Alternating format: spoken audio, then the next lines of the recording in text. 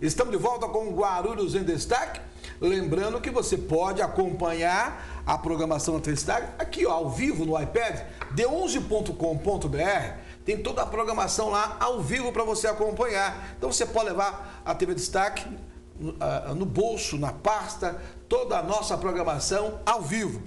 Volto a conversar com Eloy Pietá, que já foi prefeito da cidade de Guarulhos. Eloy, vamos ter agora, dia 12, domingo, manifestação na Avenida Paulista. Já tivemos uma, com pesquisas diferentes, a polícia falou de 1 milhão, o Datafolha falou de 200 mil, eu acho que mais de 200 com certeza, até pela experiência que já cobri manifestação na Paulista, não tinha muito mais de 200 mil pessoas no domingo. Agora eu pergunto para você, esse tipo de manifestação, ele é um complicador a mais para quem quer disputar as eleições em 2016? A população está mais exigente com o político, na hora de escolher, ela vai querer saber mais qual o planejamento, quais as intenções. Esse tipo de manifestação, eu chamaria de uma grande interrogação para 2016, ou estou equivocado? Sempre tem repercussão, claro, porque nós temos a cada 2 anos eleições no Brasil e é uma oportunidade das pessoas, através do voto, expressarem a sua posição em relação às candidaturas que se apresentam. Agora veja, não existe só a manifestação que houve no dia 15 de março e essa que vai ter agora no dia 12 de abril. Teve também a manifestação no dia 13 de março, teve manifestação nessa semana contra o projeto de lei que precariza a força de trabalho, que seria uma coisa interessante de a gente dar uma discutida aqui. O que significa precarizar a força de trabalho? Significa fazer com que haja uma redução generalizada de salários. Né? Mas você não acha que as empresas estão hoje... Então, deixa eu lhe dizer, só respondendo a tua primeira questão, sim, e não esse segundo assunto que eu coloquei.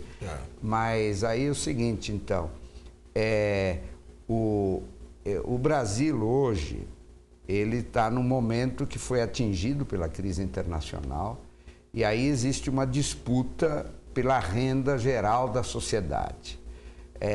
Então, quem foi na manifestação, basicamente, do dia 12 de março? 75% tinha formação universitária. Né? E quem tem formação universitária hoje na sociedade brasileira? Né? Tem uma parte extremamente majoritária que tem formação universitária, que é a chamada classe média. Né? E classe média alta, classe média média, né? Hoje a classe média baixa está começando a ter acesso à universidade, né? Através de programas como o ProUni, como o FIES, né? Mas quem estava basicamente nas manifestações do dia 13 de março, que é o pessoal mais ligado às centrais sindicais, aos movimentos populares e tal, era um pessoal que estava dizendo, olha, na crise, não coloque a conta nas nossas costas, nas costas dos assalariados. Né? E quem estava no dia 15 é um pessoal que também está insatisfeito. Mas não tinha bandeira política, né, Eloy? Não tinha bandeira. Sim. Você não vê, ou seja, que o político que quis se aproximar foi vaiado. Sim, mas esse do dia 13 teve uma bandeira política. Ou seja, a CUT, todo mundo sabe, sim, que ela apoia o PT. Sim, mas então, não teve, mas aquela turma, pela pesquisa que foi feita pela Folha de São Paulo, pelo Datafolha, a imensa maioria dos que estavam no dia 15 de março tinham votado em Aécio Neves. Portanto, o que o Brasil assistiu? Como as eleições de outubro do ano passado já foram muito acirradas, você acha que o Brasil continua dividido? Claro, a parte que perdeu as eleições continuou mobilizada. Né? E é mais fácil. Eu nunca vi isso antes. Não, claro. Por quê? Porque justamente a gente vive hoje um momento de crise econômica. Né? Nos momentos de crise econômica, é muito mais fácil. Manifestação sempre é mais fácil ser de oposição do que de apoio. Né? É mais difícil você ter uma manifestação de apoio do que de oposição. Tá. Né? Então, existe uma insatisfação grande nas classes médias, né? Por mais de uma razão. Primeiro, porque a crise atinge também a classe média. Né? Os problemas de subida de preço da mensalidade nas escolas pagas, os problemas todos que afetam a vida econômica das pessoas, afetam a classe média também. Tá. Né? E também é o seguinte, como houve um acesso muito grande de setores que não eram classe média para os bens que a classe média compartilhava, nós vimos, por exemplo, o automóvel, né? Então criou uma insatisfação naqueles setores que tinham uma espécie de privilégio e que agora eles têm que compartilhar o privilégio com outros, com muita gente. Com certeza. Nos aeroportos, nas ruas das cidades, né, no shopping center, em todos os lugares há um compartilhamento de privilégio. Então a sociedade brasileira ela está num momento de redefinição. E esse momento de redefinição é uma luta pela distribuição da renda na sociedade. Então aí eu entro na questão da terceirização. As estatísticas mostram que o trabalhador terceirizado ganha 30% a 35% a menos do que o trabalhador contratado diretamente pela empresa. Mas eu vou lhe ajudar no seu comentário. Pois não. Eu vou falar o seguinte, por que existiu a terceirização? Porque os encargos, aí eu falo como empresário, os encargos, quando houver a reforma tributária, eu tenho certeza que todas as camadas, elas vão ter um alívio. Por quê? Hoje, a carga tributária é muito grande. E a terceirização, ela começou a surgir na brecha da legislação para tentar reduzir as dificuldades financeiras das empresas. É isso. A terceirização é uma vontade das empresas, não é uma vontade dos empregados. Essa que é a disputa. Sim. Você acertou muito bem. Essa que é a disputa. Quem quer a terceirização são os empresários. Por causa dos encargos. Sim, mas o que significa encargo? Quando você tem a folha de pagamento, uma coisa é o salário líquido que o trabalhador recebe. Sim. Outra coisa é o que você chama de encargos. Sim, né? São duas coisas distintas. Sim. Fundo de garantia. Mas quanto maior o salário, maior os encargos. 1/3 de férias, sim. Tudo isso são chamados encargos. Então, então o que as empresas estão tentando reduzir hoje? Elas estão tentando reduzir a cota que vai para o trabalhador. Seja que vá diretamente através do salário, seja que vai para o trabalhador através de benefícios que ele gozará mais adiante. Por exemplo, eu estou aposentado no INSS. Né? Por quê? Porque ao longo da minha vida eu contribuí. Portanto, eram os encargos. Hoje eu recebo pelo INSS, né? Sem que eu tenha que prestar um serviço para o INSS, porque os encargos que... Eu sempre fui um assalariado, eu nunca fui empresário, sempre fui assalariado. Então, mas mesmo o empresário que paga a sua... Você paga a sua contribuição também para ter sua aposentadoria. Né? Isso é um encargo teu. Sim. Só que é um benefício que você vai ter lá adiante. Então, o que está acontecendo? Está havendo uma disputa sobre a renda nacional. O empresário diz, eu estou em situação difícil, então onde é que eu vou, nas costas de quem que eu vou colocar a resolução dessa situação difícil?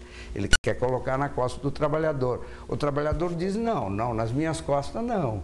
Então, essa que é a disputa que está tendo no país hoje. É uma disputa no momento de crise econômica internacional, que tem países que chegou a 25% de desempregados, como nossa ex-metrópole Portugal. Chegou a 25% de desempregados. O Brasil hoje está num índice em torno de 5,5% a 6% de desempregados. Então, está havendo essa disputa e isso repercute na política. Então, nós estamos realmente num momento de intensa disputa política, onde existem dois lados. Para concluir que o nosso tempo acabou, você será candidato em 2016? Sim ou não? Eu não sei. Não? É o partido que decide? Não, imagine quem vai saber. Você? Se eu mesmo não sei, né? Aliás, Geraldo, você disse uma coisa... Você tem uma habilidade não. Você não sabe. Não. Eu estou sendo sincero com quem está me assistindo. Eu sei, não com todo respeito. Não, e estou sendo sincero contigo, eu não tomei nenhuma decisão. Por quê? Eu já estou com 70 anos, eu tenho o direito de não ser candidato. Concordo com né? você. Como também tenho o direito de ser. Né? Mas eu tenho o direito de não ser pressionado a decidir. Mas o senhor foi convidado? Com muita antecedência. O partido convidou? Não existe ainda essa discussão. Não. Porque o Sebastião não pode se reeleger mais. Sim, mas não, existe especulação, mas não existe nenhum calendário em que alguém me diga, até de tanto. Você tem o prazo de tal dia para tomar uma decisão. Então, eu só falei o seguinte, eu vou te dizer, todo ano a Janete e eu nós corremos a São Silvestre, né, que é no dia 31 de dezembro. Né, são 15 quilômetros. Né? Então, é sempre uma aferição do estado de saúde, né? Eu estou muito bom, né? Então, depois da São Silvestre... Você vai decidir. Lá pelos meses iniciais do ano que vem, é que eu vou tomar uma decisão. Mas também porque você, com muita inteligência, colocou uma questão, né? A situação da política brasileira hoje é uma situação que não dá para fazer previsões de prazo muito longo. Exatamente. Né? Então, eu preciso também ver como é que fica esse panorama para exercer o não direito que eu tenho. Né? Posso dizer então, eu fui sincero contigo e estou sendo sincero contigo. Eu não tenho dúvida disso. E estou sendo sincero comigo mesmo. Mas uma coisa o senhor sabe, pela sua experiência política, com seus 70 anos... e com mais de 50 de vida pública por aí, né? Eu comecei a minha atividade, não política partidária, mas na disputa social em 1961, quando o João Goulart, o Jânio Quadros renunciou 53 anos de vida e os militares queriam impedir a posse do João Goulart. Aí eu fui a favor da posse do João Goulart. Então, hoje, existe uma informação que chegou para esse radialista, uma pesquisa interna do partido que governa essa cidade.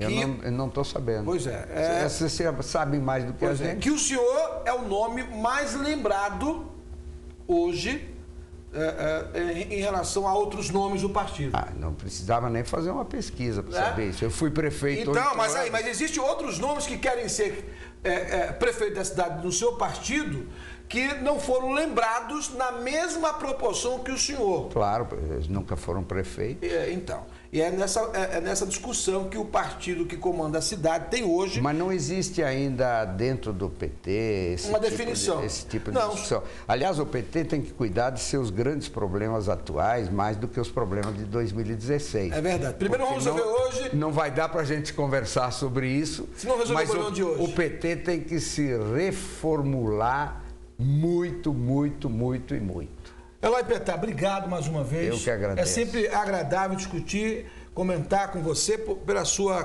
capacidade de resposta e sempre com informações preciosas para o nosso telespectador. Eu procuro ser sincero, porque não tenho nenhuma razão para não serlo, viu? Por isso que eu o convido. Tá bom. Obrigado, Obrigado a você. Obrigado aos telespectadores e telespectadoras. Portanto, no dia de hoje eu conversei com Eloy Petar, que já foi prefeito da cidade de Guarulhos por 2 vezes. A você, o nosso muito obrigado pela sua audiência. Em junho, completamos 11 anos. Obrigado, Deus. Obrigado você pela audiência. A audiência se faz com qualidade. O nosso muito obrigado a você pelo seu carinho em deixar a programação da TV Destaque entrar na sua casa. Forte abraço, que Deus abençoe sua vida.